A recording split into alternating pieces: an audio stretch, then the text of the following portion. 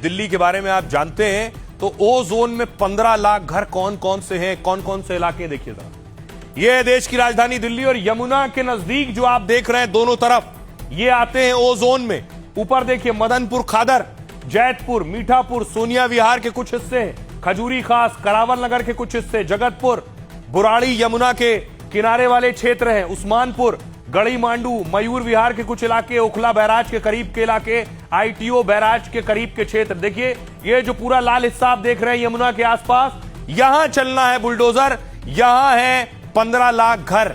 कौन से हैं वो 15 लाख घर और आखिर बुलडोजर क्यों चलने वाला है? देखिए ओ जोन में बने निर्माण को ध्वस्त करने की कार्रवाई शुरू हो गई।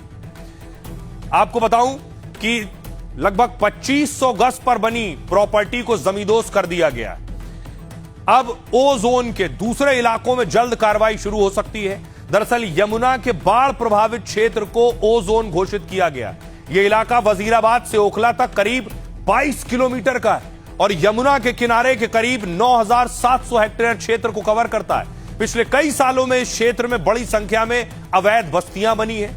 डीडीए के मुताबिक इस इलाके में 94 अवैध कॉलोनियां मौजूद हैं और इन अवैध कॉलोनियों में 15 लाख से ज्यादा परिवार रह रहे हैं। बुनियादी जरूरतों की कमी से गंदा पानी सीधे यमुना में पहुंचता है। अब हाईकोर्ट और एनजीटी ने इन इलाकों के निर्माण को हटाने के निर्देश दे दिए, लेकिन ओ जोन को लेकर डीडीए और सरकार के बीच में खींचतान और विरोधाभास है। दिल्ली सरकार इन इलाकों में कई विकास कार्यों की शुरुआत कर चुकी है। अगर इस इलाके में निर्माण अवैध था तो सरकार ने फंड क्यों दिया, सवाल ये उठ रहा है। सुनिए जरा, अब इस पर सियासत भी हो रही है।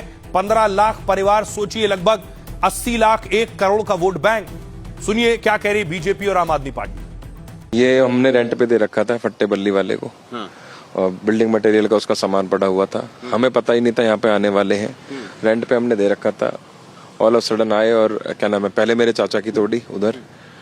हाँ जी, वो 800 गज में बाउंड्री उन्होंने कर रखी थी और हमने ये करीब 1500-1600 गज में ये बाउंड्री कर रखी थी। ये सारी की सारी तोड़ दी।